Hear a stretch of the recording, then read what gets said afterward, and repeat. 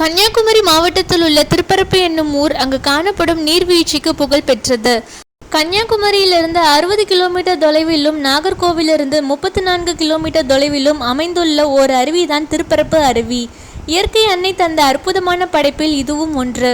உயரமான இடத்திலிருந்து ஆர்ப்பரித்து கொட்டும் அருவியை பார்க்கும் போதே மனதில் புதுவிதமான மகிழ்ச்சி உண்டாகும். கோதையாறு திருப்பரப்பில் அருவியாக கீழே பாய்கின்றது. ஆற்றின் இடது பக்க கரையில் நீர்வீழ்ச்சிக்கும் நீர் தேக்கத்திற்கும் நடுவே மகாதேவர் கோவில் ஒன்று உள்ளது. இது 12 சிவாலயங்களில் 3வது சிவத்தலமாகும். இந்த கோவிலில் சிவபெருமான் வீரபத்திரன் என்னும் உக்கிர வடிவில் உள்ளார். இந்த கோவிலில் 9ஆம் நூற்றாண்டை சேர்ந்த பாண்டிய கால கல்வெட்டுகள் காணப்படுகின்றன. இங்கு கோதையாறு, அருவி, சிவன் கோவில் மூன்றையும் ஒரே நேரத்தில் பார்க்க முடியும். மேலும் குழந்தைகள் முதல் பெரியவர்கள் வரை அனைவரும் குளித்து மகிழக்கூடிய ஒரு இடம்தான் திருப்பரப்பு அருவி. கோதையாறு திருப்பரப்பில் அருவியாக கீழே பாய்கின்றது. இது பேச்சிப்பாறை அணையிலிருந்து 13 கிலோமீட்டர் தொலைவில் உள்ளது. இந்த நீர்வீழ்ச்சி 300 அடி நீளமும் முற்றிலும் பாறைகளால் அமைந்த ஆற்றுப்படுகையும் கொண்டது. இந்த அருவி 50 அடி உயரம் கொண்டது.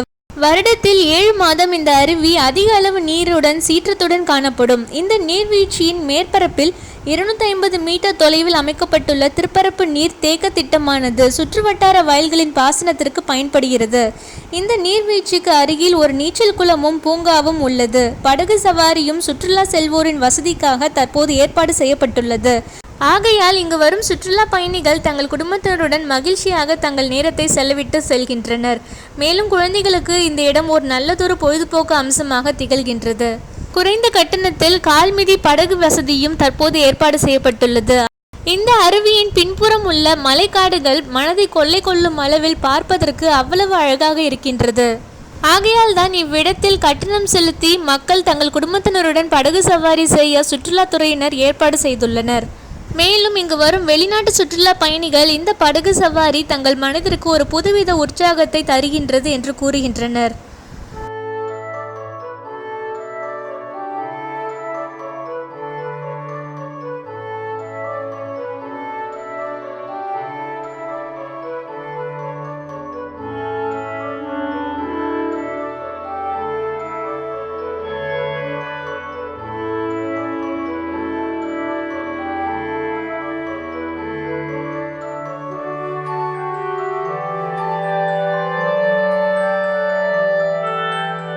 இயற்கை அன்னை தந்த அற்புதமான படைப்பில் ஒரு பறந்து விரிந்த பார்வையை தரும் திருப்பரப்பு அழகும் புனிதமும் ஒன்று கூடிய இடம் என்று சொன்னால் அது மிகையாகாது. இங்குள்ள புனித அருவியும் பச்சை மலையும் கோதையாரும் நம்மை வசீகரித்து கொள்ளும் அழகின் தொட்டில்கள் பளிச்சென மின்னி தெரித்து விழும் இந்த அருவி பார்வைக்கு விருந்தளிக்கின்றது. தரையில் கொட்டும் அருவி தலையில் முட்டும் போது புத்துணர்ச்சி கிடைக்கும். நீராடி மகிழ திருப்பரப்பு திகைப்பூட்டும் அனுபவத்தை தரும். ஆகையால் தான் இந்த அருவியை குமரி குற்றாலம் என்றும் அழைக்கின்றனர். தமிழ்நாட்டில் பல அருவிகள் இருந்தாலும் கூட ஒரு சில மாதங்கள் மட்டுமே அருவியில் நீர் வரும். ஆனால் திருப்பரப்பு அருவியின் விசேஷம் என்னவென்றால் எல்லா நாட்களிலும் நீர்வரத்து அருமையாக இருக்கும் என்று கூறுகின்றனர். கன்னியாகுமரி மாவட்டத்தில் பாயும் ஆற்றின் பெயர் கோதையாறு. இந்த ஆற்றிலிருந்து தான் திருப்பரப்பு அருவி வருகின்றது. அருவியில் குளிப்பதற்கு ஆண்களுக்கும் பெண்களுக்கும் தனித்தனியாக இடவசதிகள் இருக்கின்றது. உடைமாற்றும் பகுதியும் ஏற்பாடு செய்யப்பட்டுள்ளது. இந்த அருவி தமிழ்நாடு சுற்றுலாத்துறையினரால் பராமரிக்கப்படுகிறது. சுற்றுலாத்துறையினர் பராமரிப்பால் திருப்பரப்பு அருவி மனதை கொள்ளை கொள்ளும் அளவிற்கு பார்ப்பதற்கு அவ்வளவு அழகாக இருக்கின்றது. கன்னியாகுமரி மாவட்டம் இந்திய மாநிலங்கள் தனித்தனியாக பிரிக்காமல் இருந்தபோது பத்மநாபபுரம் அரண்மனை ஆளுகைக்கு உட்பட்ட பகுதியாக இருந்தது. மொழி வாரியாக பிரிக்கப்படும் போது தமிழகத்துடன் சேர்ந்தது. கோதையாறு காடுகளின் வழியாக பாய்ந்து வருவதால் பல மூலிகைகள் இதில் கலந்து மருத்துவ குணம் கொண்டதாக இருக்கின்றது என்று கூறுகின்றனர். இந்த நீரானது கால்களில் உள்ள பித்த வெடிப்பு மற்ற தோல் நோய்களையும் குணப்படுத்தும் தன்மை இருப்பதாக கூறுகிறார்கள். அதனால் மக்களும் அதிக நேரம் இங்கே குளித்து மகிழ்கின்றனர். அது மட்டுமில்லாமல் குழந்தைகளை குஷிப்படுத்தும் வகையில் அவர்களுக்கென்று ஒரு தனியாக நீச்சல் குளமும் உள்ளது. அது மட்டுமில்லாமல் அவர்கள் விளையாட தனியே ஒரு பூங்காவும் அவர்களுக்காக ஏற்பாடு செய்யப்பட்டுள்ளது. மேலும் குழந்தைகளையும் பெரியவர்களையும் கண்காணிக்க இங்கு ஆட்கள் இருக்கின்றார்கள். ஆழமான பகுதிகளில் தடுப்பு சுவர் உள்ளது. கேரள மாநிலத்திற்கு அருகில் இருப்பதால் தட்பவெப்பம் ஒரே சீராக இருக்கும். இந்த அருவியின் பின்புறம் உள்ள மலைக்காடுகள் பார்ப்பதற்கு அவ்வளவு அழகாக இருக்கின்றது. காலை 6 மணி முதல் மாலை 6 மணி வரை எல்லா நாட்களிலும் இங்கே அனுமதி உண்டு என்பதால் மக்கள் கூட்டம் கூட்டமாக வந்து குளித்து செல்கின்றனர். கன்னியாகுமரி மாவட்டம் பேச்சிப்பாறை அணையிலிருந்து உபரி நீர் வெளியேற்றப்படுவது நிறுத்தப்பட்டுள்ளதால் திருப்பரப்பு அருவியில் 2022ஆம் ஆண்டு ஜூன் மாதம் சுற்றுலா பயணிகள் குளிப்பதற்கான தடை நீக்கப்பட்டுள்ளது.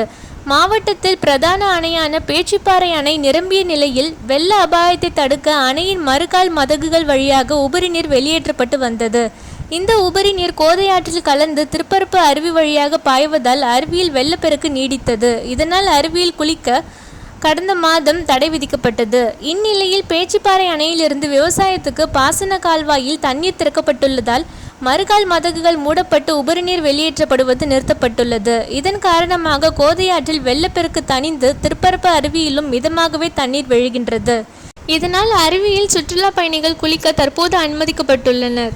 மேலும் திருப்பரப்பு அருவியில் சுற்றுலா பயணிகளுக்கு கூடுதல் வசதிகள் செய்வது தொடர்பாக பேரூராட்சி தலைவர் ஆய்வு மேற்கொண்டார். திருப்பரப்பு அருவியில் சுற்றுலா பயணிகளின் கூட்டம் நாளுக்கு நாள் அதிகரித்து கொண்டே வருகின்றது.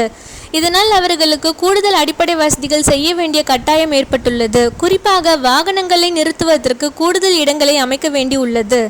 இதையொட்டி திருப்பரப்பு அருவி பகுதியில் பேரூராட்சி தலைவர் பொன் ரவி, செயலர் அலுவலர் பெத்ராஜ் ஆகியோர் ஆய்வு மேற்கொண்டனர்.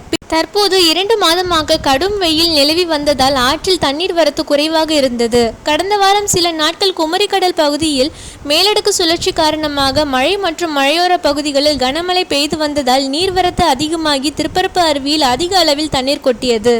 தற்போது 3 நாட்களாக மழை இல்லாததால் மிதமான அளவே தண்ணீர் கொட்டி வருகின்றது. விடுமுறை நாட்களில் காலை முதல் சுற்றுலா பயணிகளின் கூட்டம் அலைமோதி உள்ளது. உள்ளூர் வெளியூர் ஏராளமான சுற்றுலா பயணிகள் வாகனங்களில் வந்ததால் அருவி பகுதி மற்றும் வாகன நிறுத்துமிடம் முழுவதும் மக்களால் நிரம்பி அழகுடன் காணப்பட்டது. மேலும் அருவியின் மேல் பகுதியில் உள்ள திருப்பரப்பு தடுப்பணையில் நடைபெறும் உல்லாச படகு சவாரியிலும் சுற்றுலா பயணிகள் ஆர்வத்துடன் சவாரி செய்து மகிழ்ந்தனர். தற்போது குமரி மாவட்டத்தில் சாரல் மழை பெய்து வருவதால் திருப்பரப்பு அருவியில் தண்ணீர் ஆர்ப்பரித்து கொட்டுகின்ற சூழ்நிலை நிலவுகின்றது. மேலும் சுற்றுலா பயணிகளின் கூட்டம் அலைமோதுகின்றது. அது மட்டும் இல்லாமல் பள்ளி கல்லூரிகளின் திறப்பு தேதி நெருங்கிவிட்டது என்பதால் தமிழகம் மற்றும் கேரளாவில் இருந்து தினமும் பஸ், வேன், கார், பைக் மூலம் அதிக அளவில் சுற்றுலா பயணிகளின் கூட்டம் அதிகரித்து உள்ளது. இதனால் அந்த பகுதியில் உள்ள வணிகர்களுக்கு நல்ல வருவாய் கிடைத்துள்ளது என்பதால் அவர்கள் மிக்க மகிழ்ச்சியுடன் உள்ளனர். சிறுவர்கள் நீச்சல் குளத்தில் குளித்து மகிழ்கின்றார்கள். படகு சவாரி நடைபெறும் இடத்திலும் நல்ல கூட்டம் சுற்றுலா பயணிகளால் அலைமோதுகின்றது. மேலும் சுற்றுலா பயணிகள் இங்கு குளித்து முடித்துவிட்டு பேச்சிப்பாறை அணை, பெருஞ்சாணி அணை, மாத்தூர் தொட்டில் பாலம், பத்மநாபபுரம் அரண்மனை, கன்னியாகுமரி குளச்சல், வட்டக்கோட்டை, முட்டம் போன்ற சுற்றுலா இடங்களுக்கு மக்கள் கூட்டம் தினமும் அதிக அளவில் வந்து செல்கிறார்கள். மாத்தூர் தொட்டில் பாலம் 2 மலைகளுக்கு இடையே விவசாயத்திற்கு தண்ணீர் கொண்டு செல்ல காமராஜ் ஆட்சி காலத்தில் கட்டப்பட்ட பாலமாகும். சுற்றுலா பயணிகள் பாலத்தின் ஒரு பகுதியில் இருந்து அடுத்த பகுதிக்கு நடந்து சென்று மலைகளின் அழகை கண்டு களிக்கிறார்கள். அதன் பிறகு கீழ்ப்பகுதிக்கு வந்து ஆனந்த குளியல் போடுகிறார்கள். தற்போது சுற்றுலா பயணிகளின் வசதிக்காக சிறுவர் பூங்காவை சீரமைத்து வைத்து இருக்கிறார்கள். பூங்காவின் அழகை கண்ட சிறுவர்கள் அங்கே துள்ளி குதித்து விளையாடி மகிழ்கின்றனர். அதனால் இங்கு வந்த சுற்றுலா பயணிகள் மிக்க மகிழ்ச்சியில் உள்ளனர். இது மட்டும் இல்லாமல் இதன் காரணமாக இங்கு வரும் சுற்றுலா பயணிகளின் வரத்து அதிகரிக்கும் என்ற எதிர்பார்ப்பில் வியாபாரிகளும் மகிழ்ச்சியில் உள்ளனர்.